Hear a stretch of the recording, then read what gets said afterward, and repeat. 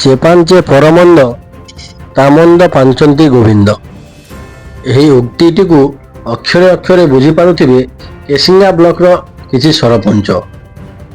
Block ଅଧ୍ୟକ୍ଷ ଚନ୍ଦନ ସେନାପତିଙ୍କ ବିରୁଦ୍ଧରେ ଆସିଥିବା ଅନାସ୍ଥା କାଟ ଖାଇଛି ସତ, କିନ୍ତୁ ବର୍ତ୍ତମାନ ବି ବ୍ଲକର 7 ଜଣ ସରପଞ୍ଚଙ୍କ ନାଁରେ ଆସିଥିବା ଅନାସ୍ଥା ରାଜନୀତିକୁ ସରଗରମ କରି ରଖିଛି।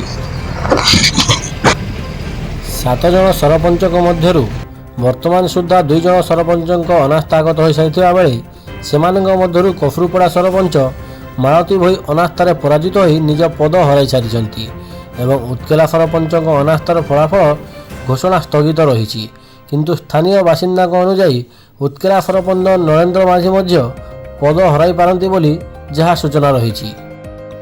ଅନ୍ୟପକ୍ଷରେ କୁଣ୍ଡାବନ ସରପଞ୍ଚ ରୋଜି ପ୍ରଧାନଙ୍କ ବିରୋଧରେ ଆସିଥିବା ଅନାସ୍ଥା କୋରମ ଅଭାବରୁ କାଟ ଖାଇଛି ଓ ରୋଜି ପ୍ରଧାନ ନିଜ ପଦ ବଞ୍ଚାଇ ରଖିଛନ୍ତି। ଆଗକୁ ପଥରଲା ସରପଞ୍ଚ ଗୀତାଞ୍ଜଳି ଖରସେଲ, ବାଲସି ସରପଞ୍ଚ ଭାରତୀ ସୁନା, ଗାଗା ସରପଞ୍ଚ ପ୍ରମୋଦ ସାହୁ ଓ କେସିଙ୍ଗା ବ୍ଲକ ସରପଞ୍ଚ ସଂଘର ସଭାପତି ଫଟକାମାଲ ସରପଞ୍ଚ ସୁବୋଧ ରଣାଙ୍କ ବିରୋଧରେ ଅନାସ୍ଥା ହେବାକୁ ବାକି ରହିଛି। ଏହି 40 ଜଣଙ୍କ ମଧ୍ୟରେ କିଏ ଯିବେ ଆଉ କିଏ ରହିବେ ତାହା ସମୟ କହିବ, କିନ୍ତୁ ନିଜ ପଦ ବଞ୍ଚାଇବା ପାଇଁ ଯେ ବ୍ଲକ ଅଧ୍ୟକ୍ଷ ଚନ୍ଦନ ସେନାପତି ଏହି ସରପଞ୍ଚମାନଙ୍କ ବିରୋଧରେ ଅନାସ୍ଥା ଆଣିବାରେ ମୁଖ୍ୟ ଭୂମିକା ଗ୍ରହଣ କରିଥିବା ନେଇ ସାଧାରଣରେ ଚର୍ଚ୍ଚା ହେଉଥିବା ବେଳେ ଚନ୍ଦନ କିନ୍ତୁ ଏହାକୁ ଖଣ୍ଡନ କରିଛନ୍ତି।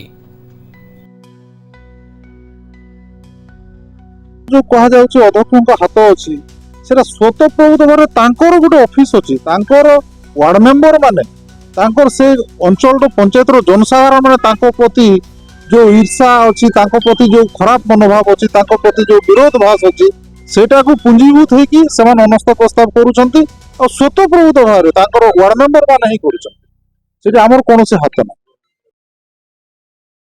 ସରପଞ୍ଚ ମାନଙ୍କ ବିରୁଦ୍ଧରେ ଆସିଥିବା ଅନାସ୍ଥାରେ ମୋର କିଛି ହାତ ନାହିଁ ବୋଲି କହିବା ସହିତ ଭୁଲ ବାଟରେ ଯାଇଥିବା ସରପଞ୍ଚ ଓ ସମିତିମାନଙ୍କୁ ଫେରି ଆସିବା ପାଇଁ ଅନୁରୋଧ କରିଛନ୍ତି ବ୍ଲକ ଅଧ୍ୟକ୍ଷ ଚନ୍ଦନ ସେନାପତି। मो तरफ कहूँ जो मैंने भी खराब बाटे जाइछंती जो सरपंच बा समिति माने अनुरोध करुच्ची से पुणी थे फेरी आसतु, आम समस्ते मिसिकी केसिंगा ब्लॉक को पुणी थे सुंदर भाव में गढ़ी तोलिबा।